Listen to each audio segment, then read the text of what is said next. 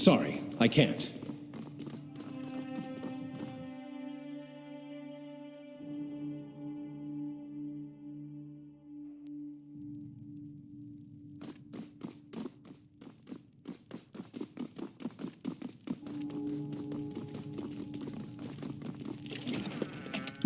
You didn't see nothing.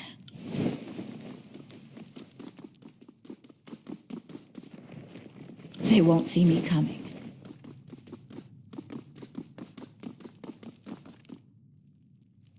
Can't do that.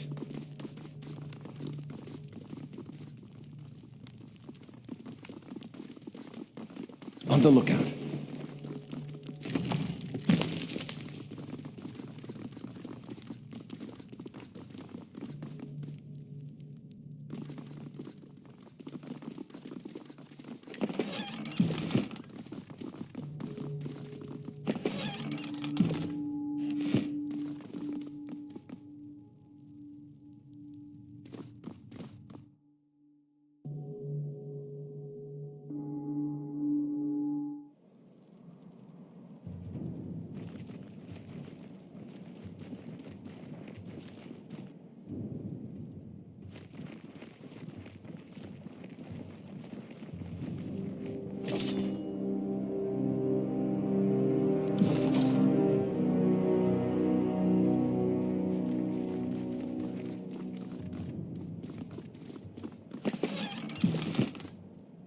Ah, got it.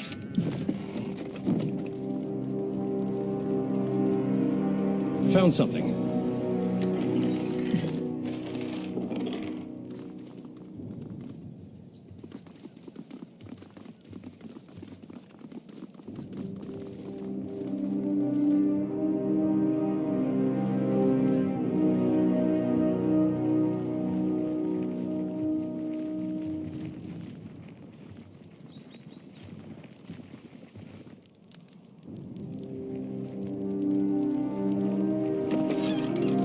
Sorry, I can't.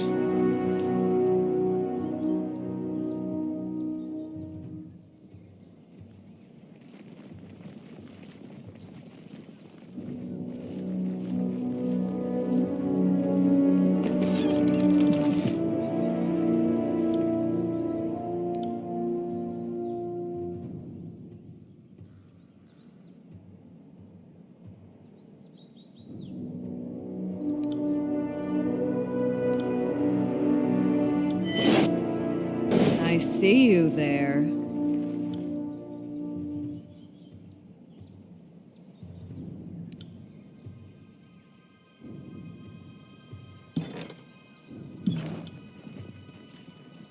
Will do.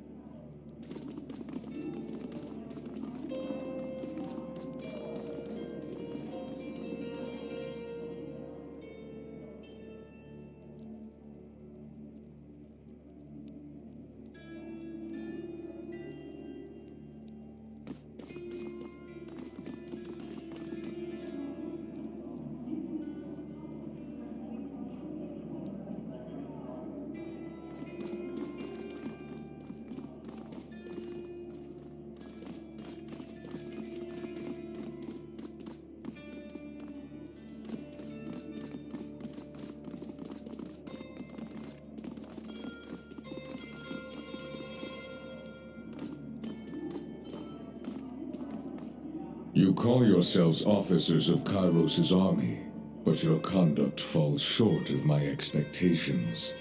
The court finds your accounts of Vendrian's well lacking, rife with misdirection and fallacy, fouled with baseless accusation.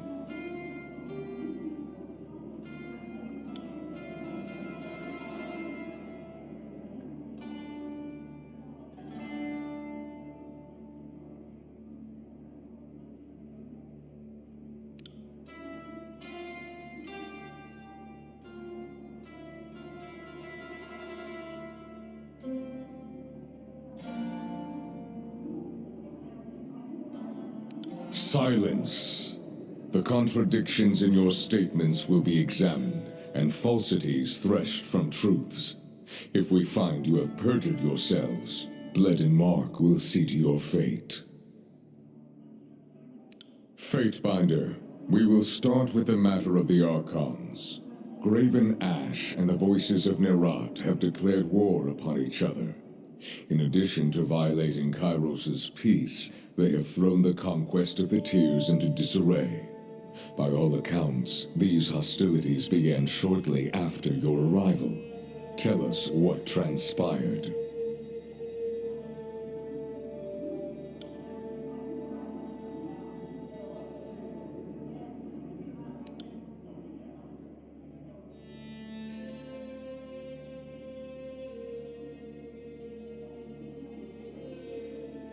The Fatebinder presents testimony. I warn you both against speaking out of turn. Something more than a mere disagreement unraveled this campaign, but I will return to that in time. Let us speak of Ascension Hall.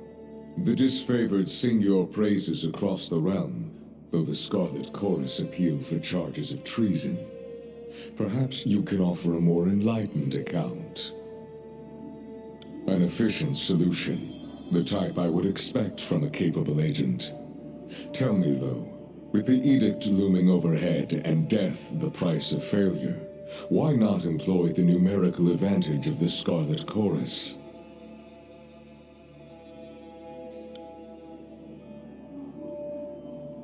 I will consider this testimony at length.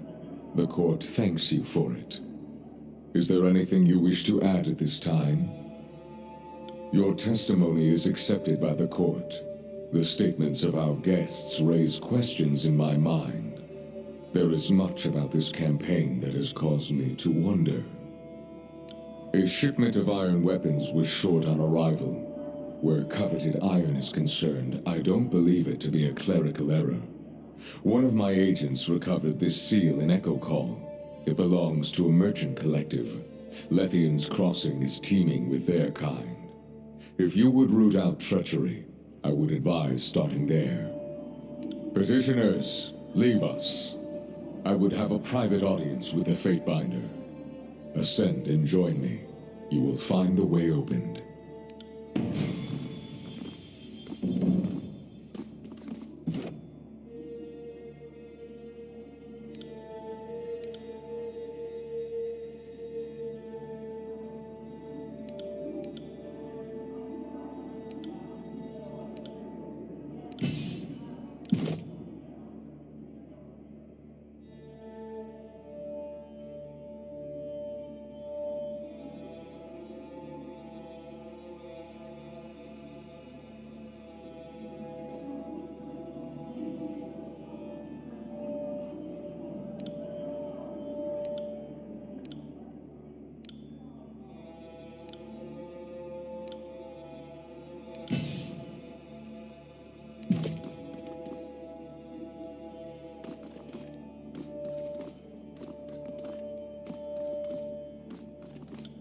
At your service.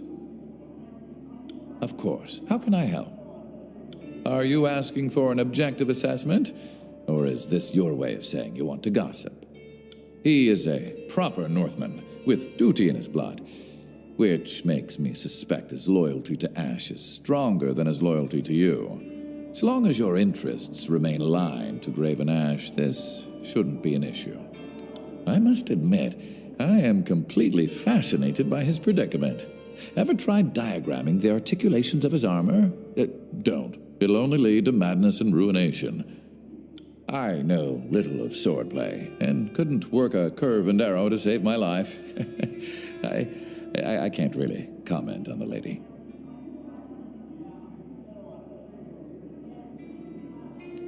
Lady, you're just afraid to talk in front of me, clear as day. Your sweat is easier to read than your ink scribbles. No, not at all. I just don't know how to comment on a warrior's worth, that's all. Spare me your blather. Think that, do you? Didn't know you had such swollen hope for me. A most fascinating specimen. I think she has great potential. A dangerous amount of potential, to be blunt. The Scarlet Furies are the fighting elite of the Scarlet Chorus, and that means floating to the top of a sea of blood and chum. We should consider ourselves lucky to have her on our side, with her weapons usually pointed away from us. Good tidecasters stay underwater. Kairos did the Tears a favor by erasing those moon howlers from history. A shame one of them escaped justice. She has her uses, as does any thug or brigand. I just hope you have some means of keeping her in control the day she thinks herself strong enough to take us. I am nothing if not a semi-reliable font of knowledge. What did you want to discuss? You mean what's left of them? What would you like to know? The sages are archivists, academicians, and arcanists. Our mission is to preserve the knowledge of today for the good of tomorrow. Though we are known for our magic, few realize that most sages concern themselves with scribal work. Only a select few have the talent or focus to work the sigils. Each sage benefited from the scrolls of learning that came before him, and so each sage must repay this boon by gathering, authoring, or translating new texts to the stacks. But all that's a bit generous. It's no secret that the sages were far more happy to add knowledge than to share it. Why, indeed. As historians, it is our place to document, not direct. Let others rage and resist. Ours is the duty to record. The decision to defy Kairos was not unanimous, nor one decided upon lightly. The laws of Kairos would forbid much of the knowledge contained in the Vellum Citadel. The elder sages feared, rightly perhaps, that the Overlord would put an end to our tradition of stockpiling knowledge. The Battle of the Vellum Citadel was a battle to preserve knowledge, but our actions will be remembered as treason against the will of Kairos. The sages trace their days to a generation after 5 Wives, when the first settlers moved west. The Vellum Citadel began as a scholastic retreat, slowly blossoming into the finest library in the continent across the generations.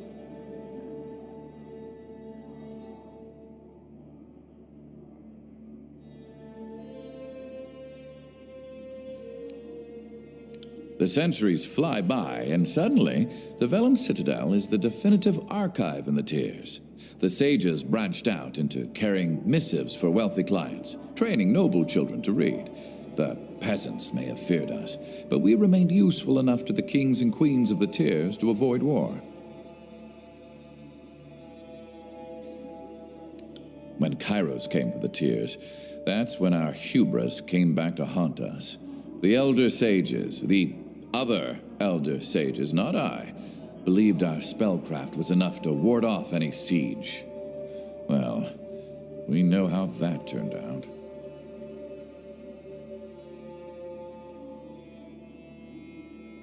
Traditionally, we use magic only so that we may observe and archive, so that means magic of concealment and protection. But, in truth, we have amassed a great wealth of knowledge. Before the Vellum Citadel fell, any given subject of magic had at least one sage practicing it.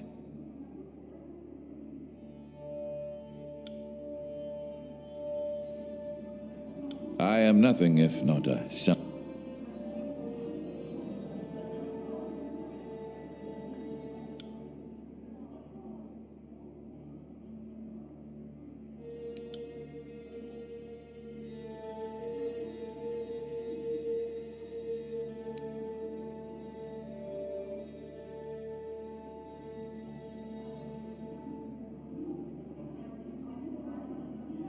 That's a relief, as I hate talking about myself. Moving on.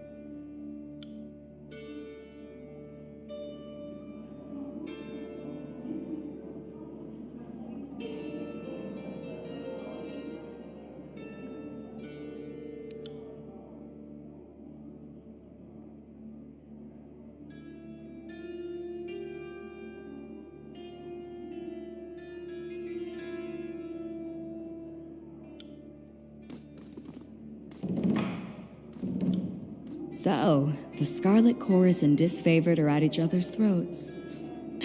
Can't say I didn't see that coming, but the Archons might have waited until one war was over before they started another. Fighting with the Disfavored. Well, not the call I would have made, but I'm sure you have your reasons. If you like iron weapons or something about that purple uniform excites you, then be my guest. Who can say? War is all about compromising your morals, deciding who lives and dies. What seems like a mistake turns into your greatest call down the road. Let me make one thing clear, just so that there aren't any misunderstandings. You support Graven Ash, and I couldn't care less. I'm here because you've done what none of the Archons could. Not even the voices of Nerat would fault me that. He's also a complete bastard, and I wouldn't want to miss an opportunity to stab him in the gut and take control of his army. So, there's that. I'll say this much. Our time together is anything but dull. My blades are yours for as long as you'll have me. What do you need?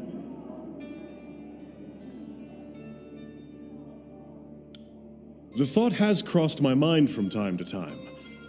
During the many battles of the Conquest, we found ourselves standing back to back with enemies on all sides on more than one occasion. The big guy here is as useless as an empty scabbard without his phalanx to keep him alive, but I move fast enough to compensate for it. And it's nice having a living wall of rusted iron I can use for cover.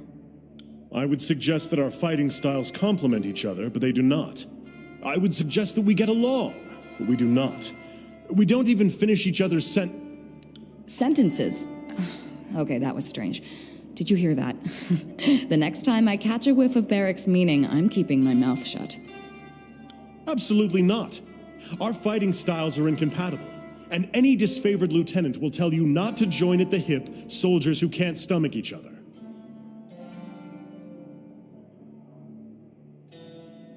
I'm inclined to agree. If you want to pair up fighters, there has to be some great passion or magnetism between them. We don't have it. Now see here, Verse's temperament and unpredictable ways are an annoyance, but no challenge is beyond my skill. Verse, we should take some time to face off in the sparring fields. It might even improve our disposition towards one another. I'd rather watch you devour your armor one shaved-off spoonful at a time. But since that isn't going to happen anytime soon, I suppose I'll make an effort.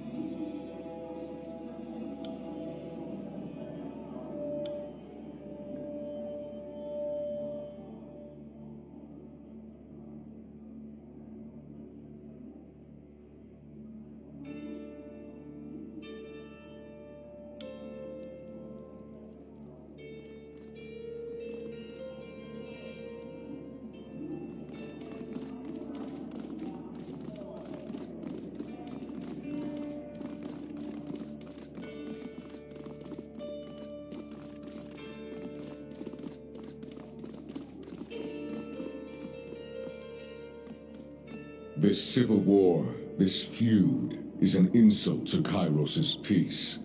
It should not have taken the better part of a year to silence the last vestiges of the Oathbreakers. Our allies squabble while our enemies regroup. It falls upon the court to measure the extent of the damage, and to execute the agents of disorder. I suspect that treachery, negligence, disunity, and greed have infected one or both of our esteemed allies. Until you are instructed otherwise, this matter is the court's primary focus. Graven Ash and the voices of Nerat must be examined in close detail. You are charged with observing the Archons and presenting your case that one of them has wrought chaos and disorder upon the Tiers.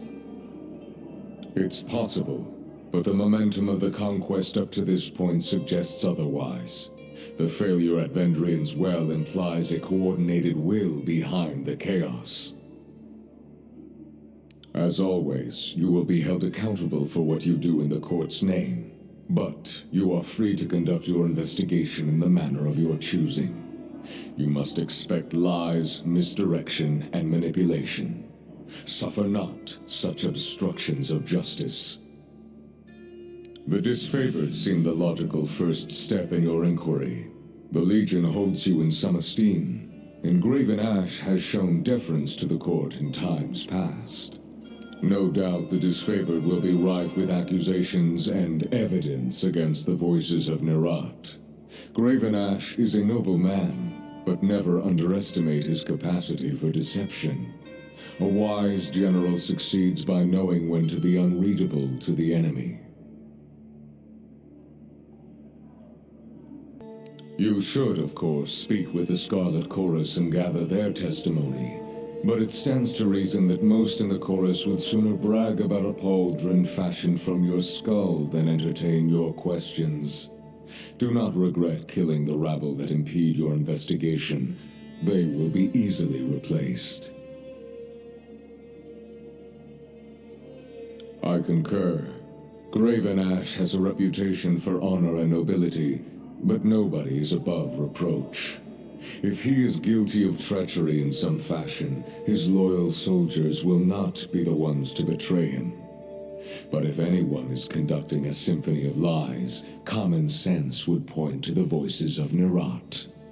Your fellow Fatebinders have been busy acting as my eyes and ears. I have a few leads for you to follow. You should, of course, speak with your brothers and sisters of the court if you need further counsel.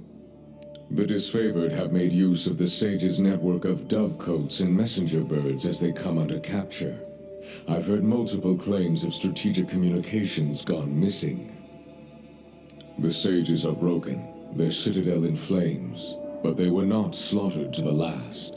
Some of their numbers still congregate around the smoking husk of their burning library. If they have been reading disfavored communications, learn what they learned, then execute them. There is a final matter to discuss. A sensitive topic.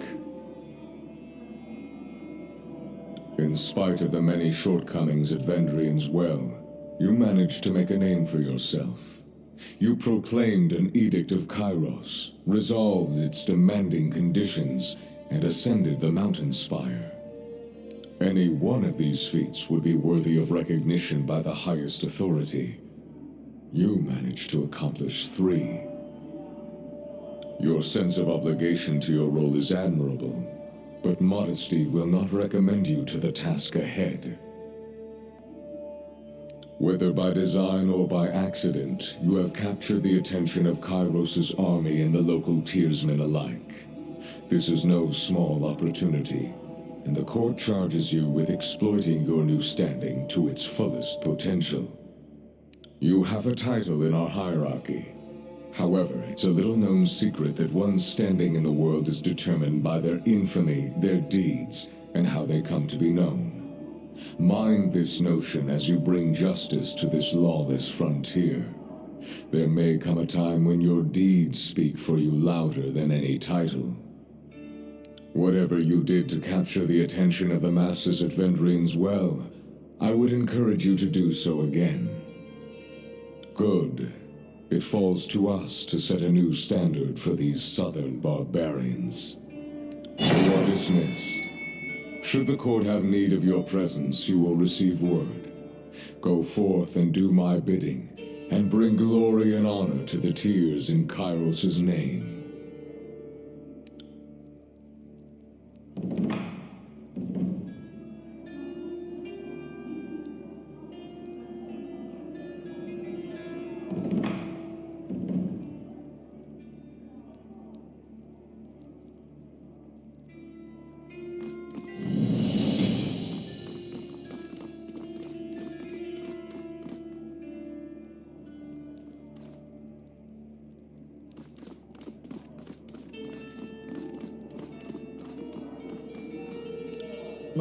One moment, my friend. Just let me finish this thought.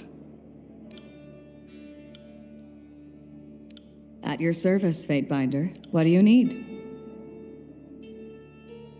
You've just got to know, don't you? I suppose there's no point in hiding it.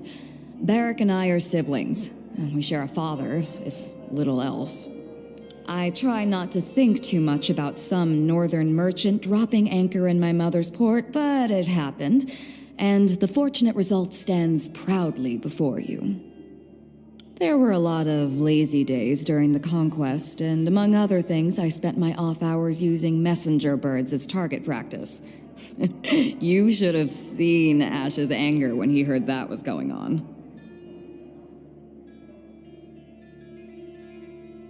One day, I snagged a bird that flew from the hands of a proud northern daddy. The missive was about the goings-on at the family farm. I recognized the name and handwriting from a note in my mother's belongings. There weren't too many people named Barrick in the army, so tracking him down was no challenge. I cornered him in camp, and we shared a few heated words. Some blackmail, even. She tried to extort rings from me, and I was having none of it. Not even Graven Ash would think less of me for our father's indiscretion. I like your confidence, but my ring belt is feeling a little light these days. Maybe you want to take me up on that offer, or I can start whispering in disfavored ears. I've tried to get along with that ironclad knot of repression, but it would seem he's having none of it. Good riddance, then. The war's tossed us together, but nothing says we have to keep that going. The most we do for each other is try not to get the other one killed, which is more than you can say for most disfavored in Scarlet Chorus. Well, Verse has a nasty habit of jabbering in my ear and making this war intolerable. I plan on parting ways and returning to the north at first convenience. My father will answer for his infidelity. Beyond that, I am happy to consider myself in every way unaffected.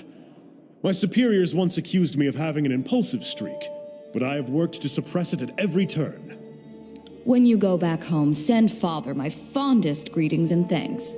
If he hadn't gone to ground on my mother's dry dock, I might not be here today.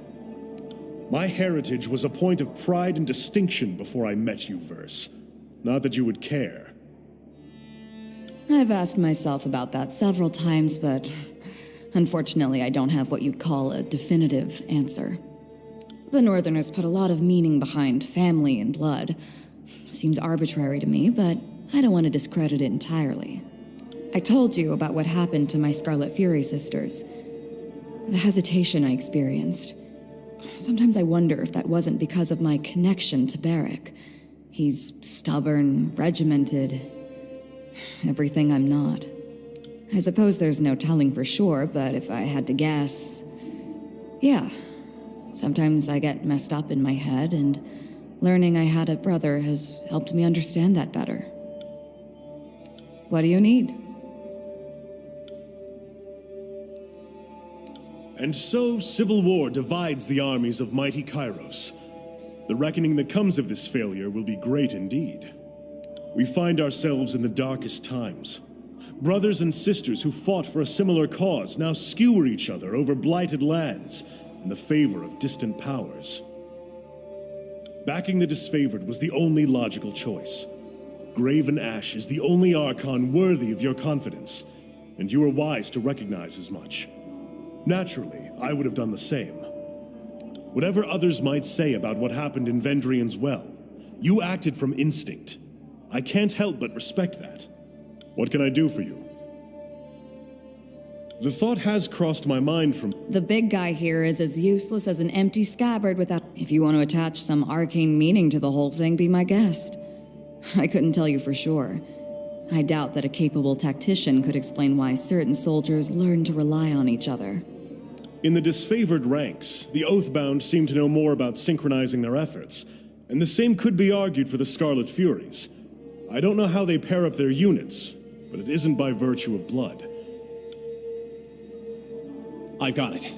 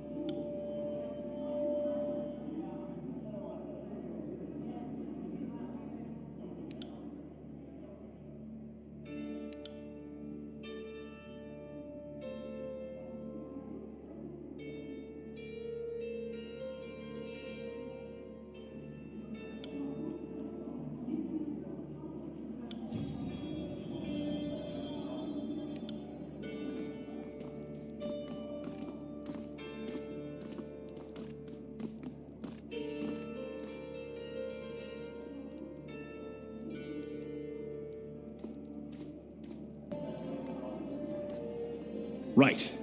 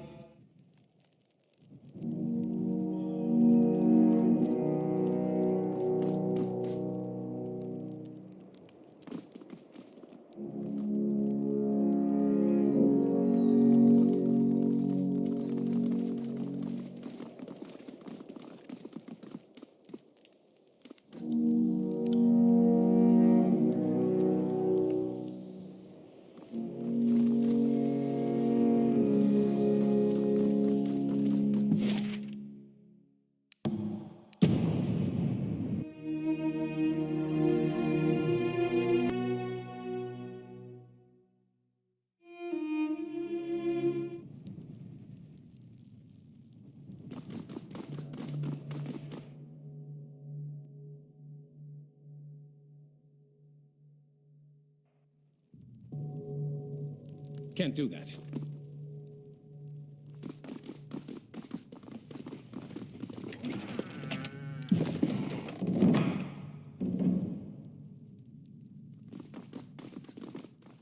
Sorry, I can't.